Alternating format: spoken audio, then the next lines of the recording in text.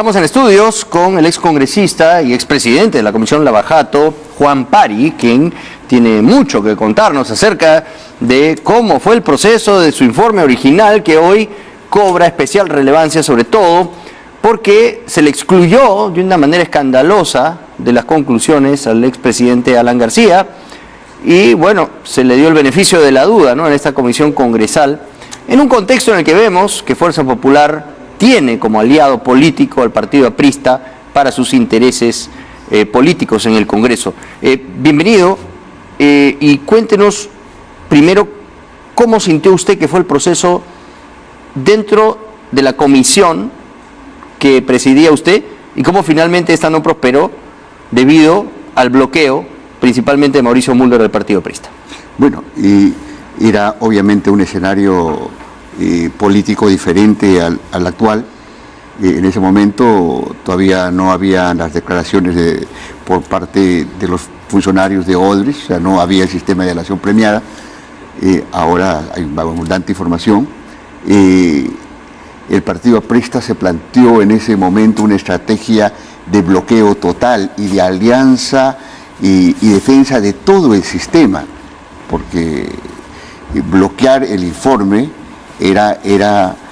reflejaba la propia actitud que ellos tenían dentro de la propia comisión, porque al último votaron en forma conjunta la gente de Toledo, el representante de Toledo, los dos representantes que tuvo Humala en la comisión y el APRA hicieron mayoría. Bueno, todos involucrados con coimas, ¿no?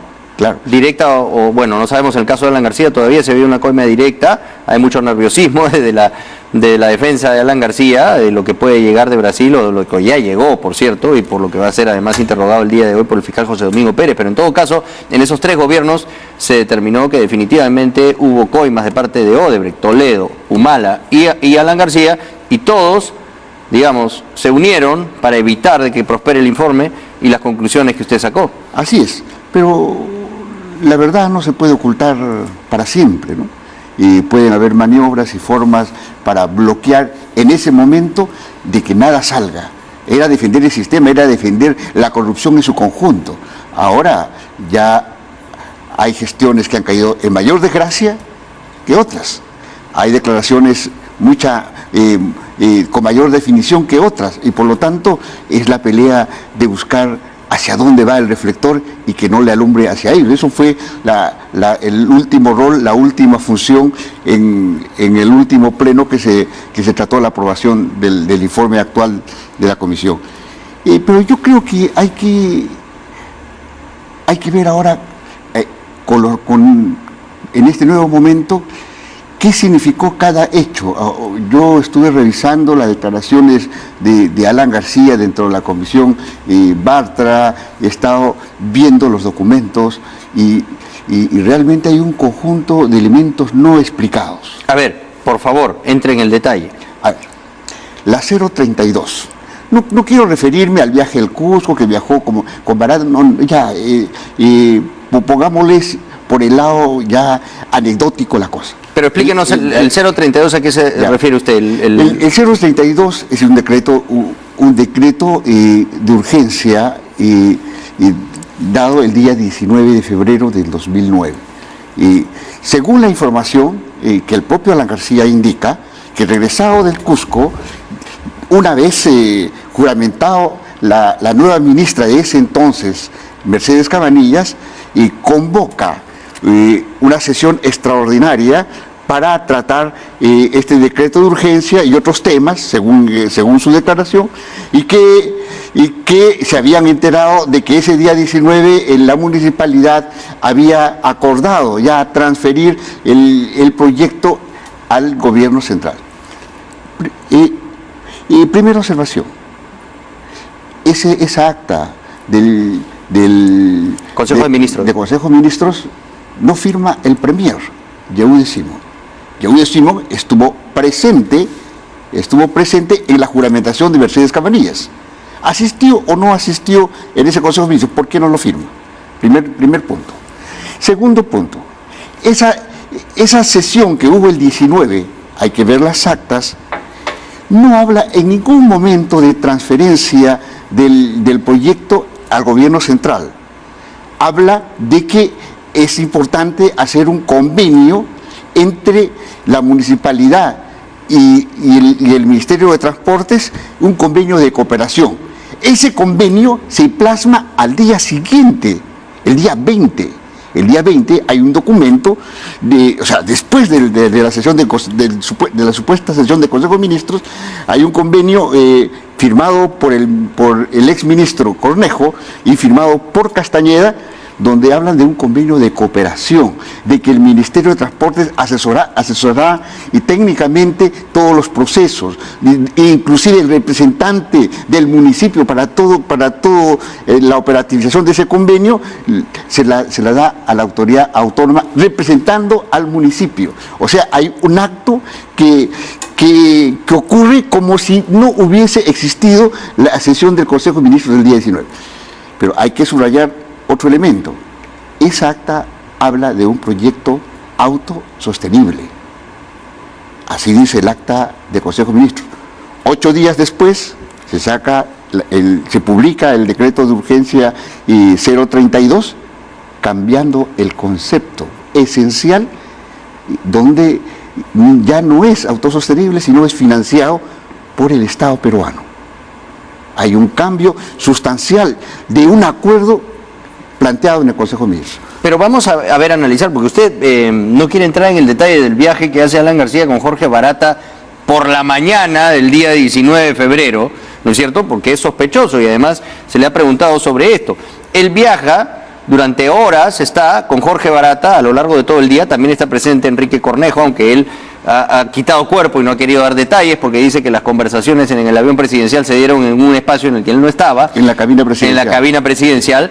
Pero es curioso, ¿no? Que ese día que viajan al Cusco para supervisar obras con Jorge Barata, en la noche llame a un Consejo de Ministros extraordinario, Alan García, y se geste precisamente todo lo que iba a ser necesario para que su gobierno pueda viabilizar el proyecto de la línea 1 del metro, porque la Autoridad Autónoma del Tren Eléctrico estaba en la Municipalidad de Lima, como dice usted, y es solo por este convenio y estos acuerdos con los que llega a la Municipalidad de Lima, por ese entonces representada a través de Luis Castañeda Locio, a través de que se le pasa el proyecto o la Autoridad Autónoma del Tren Eléctrico al Ministerio de Transportes y Comunicaciones y ya se pueden hacer todas estas gestiones para viabilizar este proyecto que le interesaba a Odebrecht y por lo que se ha pagado coimas. Así es, yo no quise entrar en detalle porque de eso se ha dicho bastante y es público de que hubo un viaje hacia el Cusco, él dijo que es para inaugurar, etcétera, pero lo importante es de que hubo un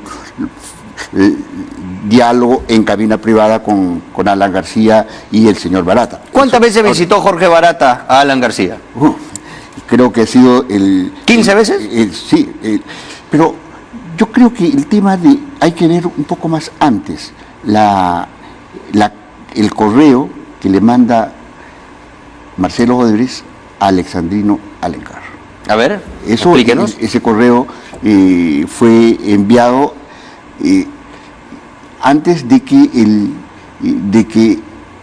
Marcelo Odebrecht viaje al Perú para conversar 2 meses después de que haya asumido el cargo. Fue que ha asumido el cargo Alan García. Claro, el 12 de septiembre. Ese correo se le dice, oye, hay que preguntarle a Lula qué consejos nos puede dar para conversar con él, ¿no? ¿Qué consejos? Eso dice Marcelo Odebrecht. ¿Por qué? Porque con el señor García tenemos una larga data de amistad, de colaboración, etcétera, ¿no? Entonces, claro, no solo con Marcelo, con el padre, ¿no? Claro, pero el correo es clarísimo, pregúntale. Y entonces, vamos mucho más atrás. Hay el avión presidencial de Lula que envía al Perú y que el señor García viaja para conversar con Lula en el avión presidencial de Brasil. Eso fue antes de que asuma el mandato, eso fue en junio de 2006. Entonces había la relación con Lula ya establecida, después se entiende el correo, oye, que habrás conversado con Lula, aconséjame para empalmar la relación, y después tenemos la reunión en Palacio de Gobierno con Barata, Marcelo Odres y Alan García, y que fue una reunión totalmente pública. Eso fue una situación de antesala de todos los procesos que empiezan a ocurrir después. Son hechos.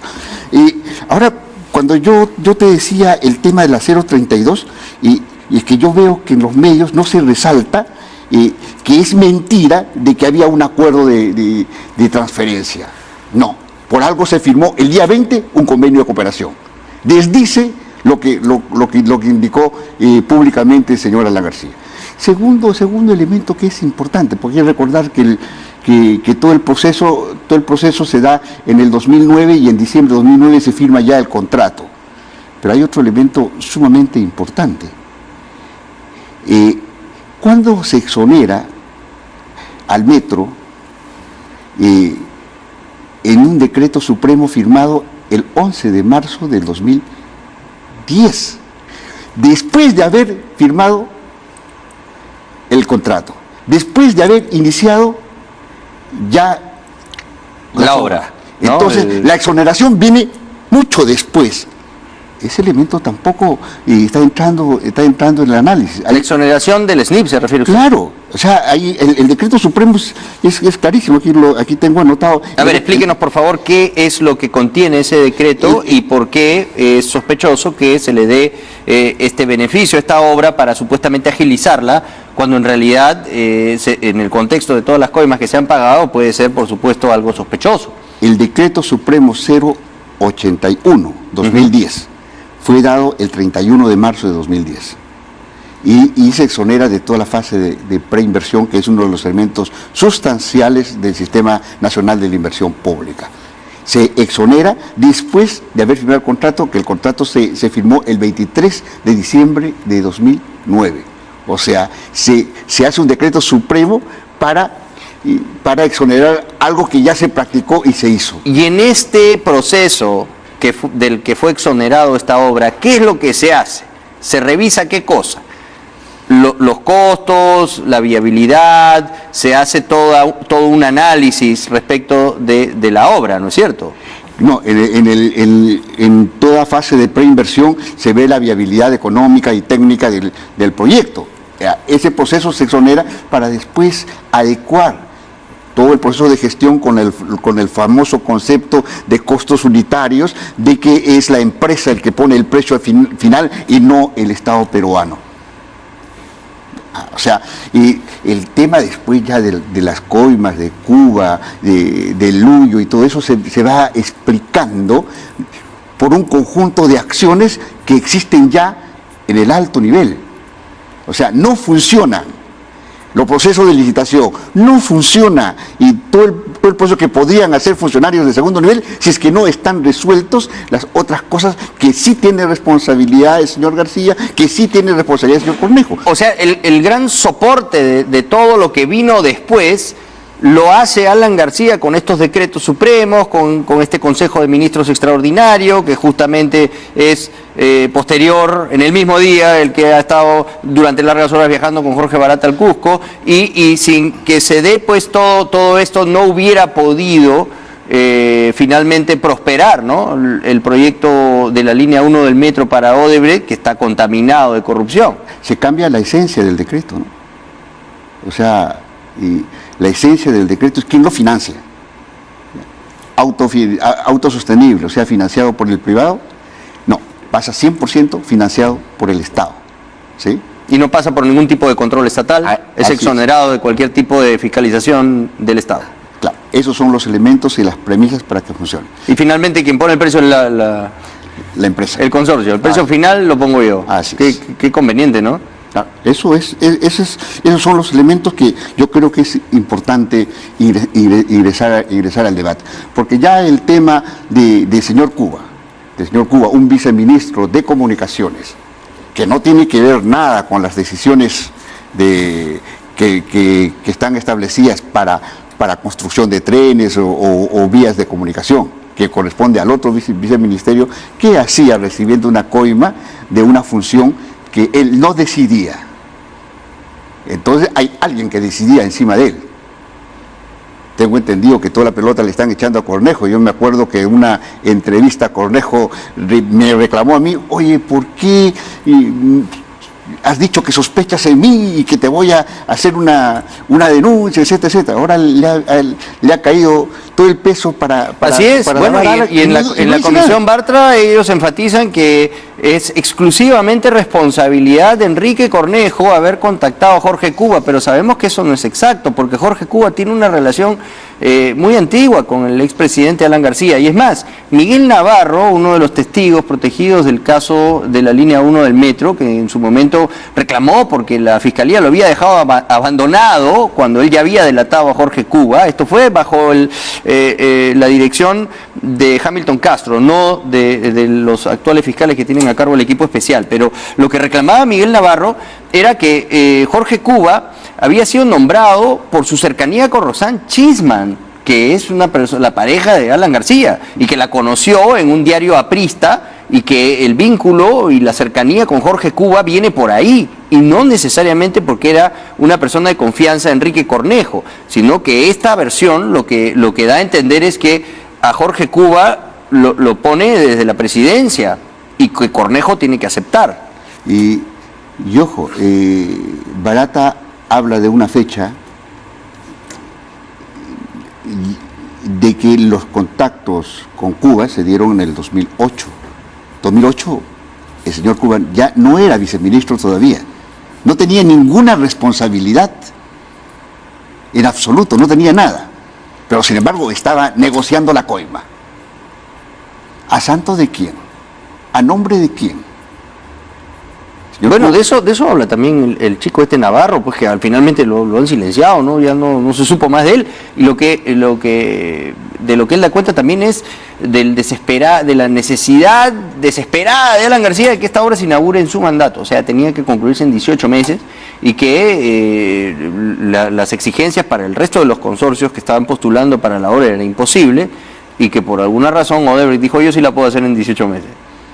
Claro, y al final eso generó una serie de adendas y sobrecostos enormes, ¿no? Y ni decir de las coimas que se pagaron. Claro, y lo del tramo 2 también llama mucho la atención, el proceso agilísimo, porque el precio de referencia se da en el 2011 y el contrato se da antes de que el gobierno de Alan García finalice.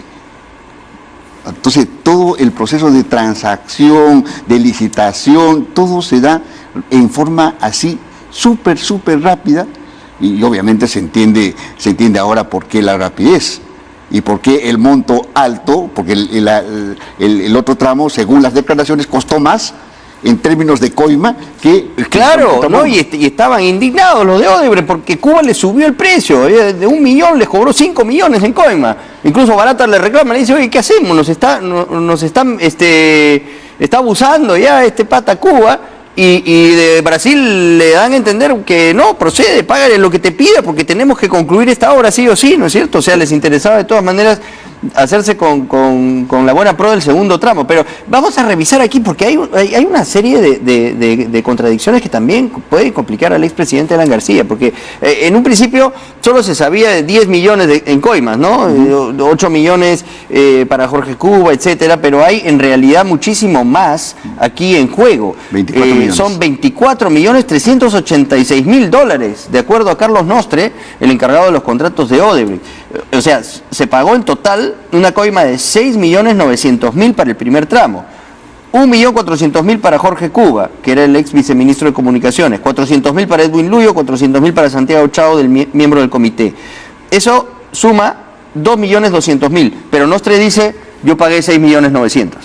Entonces faltan 4.700.000 que no sabemos a dónde fueron, ¿no? Eso es sospechoso. Y como usted dice, el segundo tramo ya la tarifa sube, ¿no? Ya la tarifa sube, porque ya estaban comprometidos además. Entonces, se pagaron en coimas para el segundo tramo 17.486.000 5 millones para Cuba, ¿no? 1 millón para Luyo, 400.000 para Chao y 400.000 para Mariela Huerta, y también 1 millón para el comité evaluador. Esto suma 7.800.000, de los que podemos dar cuenta, ¿no?, que recibieron estas personas. Faltan 9.686.000. ¿no es cierto? Si sumamos los millones que no sabemos a dónde han ido a parar, es un total de 14.386.000 dólares en coimas que Odebrecht acepta que se pagaron y que no sabemos cuál ha sido el destino. Si Odebrecht dice yo pagué una coima, se entiende que es algún funcionario, ¿no? Y si ya sabemos que recibieron Cuba, Luyo, Chau y el comité evaluador, solo podemos sospechar que las coimas que faltan evidenciar es para arriba, hacia arriba, ¿no? Sí. O sea, hacia funcionarios de más alto rango, porque no creo que vayan a pagarle más coima a un funcionario de menor nivel en el caso de toda la estructura de poder y de toma de decisiones, ¿no? Y ya hay un tema, bueno, eso es cierto, tiene que explicarse qué pasa con esa diferencia y dónde está, en bolsillos de quién está o en qué cuenta está. Pero lo que y es falso que haya negado Nostre que ese dinero haya sido pagado a Alan García. Lo que él ha dicho, yo no sé a quién se le ha pagado. Eso lo tiene que aclarar Jorge Barata. Y por eso es que van a pedir que Jorge Barata aclare estas cosas en el marco de la colaboración con el Ministerio Público de Perú. Lo concreto es de que hay un monto pagado que tiene que aclararse para qué bolsillo fue. Y lo otro, que es lo concreto, es de que hay cuentas en Andorra que se pagaron a funcionarios y que plata que no se movió de sus cuentas. ¿Para quién se guardaba esa plata? Explíquenos el detalle de eso, por favor. O sea, los montos transferidos a Andorra para Cuba y otros funcionarios no se han movido, han estado ahí. No tenían, ahora están presos por una cuenta que no se movió. ¿Eso qué significa? ¿Estaban guardando la plata para alguien? Ese es un tema que también necesita explicarse. Y supongo que ahí hay, y es por eso que se nota un poco la desesperación de bloquear la declaración de Navarro, bloquear la posibilidad que ingresen a ser colaboradores eficaces. O sea, hay un conjunto de cosas. Y ahora me extraña que Cornejo no diga nada también. El último informe ha sido recontra acusado y no escucho absolutamente nada de él. Él es muy reactivo frente a estas cosas, pero ¿qué? ¿Se va a inmolar igual que Chinguel? Es una pregunta que se lo hago públicamente al señor Cornejo. Él explicará sus cosas, él se defenderá. Él zapateó mucho cuando yo le dije sospecho, ahora no dice nada cuando lo acusan. Lo acusan directamente, ¿no? Incluso Rosa Bartra nos comentó que ellos habían llegado más allá, que la Fiscalía en este caso ya con certeza podían determinar que está involucrado en las coimas Enrique Cornejo, ¿no? Y eso es algo que nadie se ha atrevido todavía a afirmar porque no hay ninguna prueba concreta. Y aquí hay que tener mucho cuidado con con el juego de la impunidad. He escuchado a decir muchos, pero esos delitos se cometieron hace muchos años, ya han prescrito. Un momento. Y son delitos que se iniciaron en un determinado momento, pero continúan hasta la fecha porque el perjuicio, el daño hacia el país persiste. Y esos son delitos continuados. El primer elemento que hay que tener mucho cuidado, porque la argucia leguleya de querer ocultarse bajo ciertos elementos hay que empezar. Claro, no, también lo que, pues, claro, y esto también se acomoda pues siempre a favor de Alan García en el Congreso, ¿no? Lo que decía la congresista Bartra era que la acusación constitucional ya no se podía hacer porque ya se habían pasado los 5 años, ¿no? Después de que haya concluido su gobierno Alan García, y que por eso tampoco estaban acusando a Toledo en ese sentido, y que sí había pues una responsabilidad constitucional en todas estas irregularidades de las que hemos conversado hoy, pero que ya no pues se le correspondía al Congreso recomendar una acusación constitucional porque no venía al caso. Pero claro, la pregunta es, bueno, y entonces, si ya no tienen antejuicio, ya no hay ningún tipo de impedimento para investigarlo, porque no se recomienda al Ministerio Público que indaguen sobre todas estas irregularidades que son contundentes, ¿no? Mira, o sea, no es poca cosa, por mucho menos han acusado a otros. Lo que extraña es que hay tantos constitucionalistas que les gusta hablar desde el punto de vista académico, pero hay un elemento clarísimo. La Constitución indica de que los presidentes tienen inmunidad. Y los 5 años no se les puede acusar, tienen inmunidad. 5 años después de haber concluido su cargo. Esa es la protección constitucional. Y por lo tanto, si es que si que procede una acusación, hay que hacer el levantamiento de su inmunidad. No es prescripción, no es término de la responsabilidad constitucional. Claro. Eso es una cosa que hay que decir. Correcto. Lo otro que hay que decir, y cuando lee solamente un párrafo del artículo constitucional que dice que el ministro asume la responsabilidad del presidente. No, el segundo párrafo dice responde solidariamente a los delitos o a los actos que haya cometido el presidente. Solidariamente, o sea, se compromete. No dice de que solamente él lo asume, lo asumen ambos. Muy bien. Bueno, quiero agradecerle mucho por haber estado aquí, es muy pertinente su visión de las cosas en este contexto en el que vemos pues que lamentablemente nunca responde, ¿no?, por nada Alan García. Yo creo que tiene que responder ante la historia, y eso, la verdad, nunca se puede ocultar toda la vida. Y la búsqueda de siempre, la búsqueda de refugios, el señor García es sumamente experto en esto, pero creo que la verdad pesa mucho más que los refugios.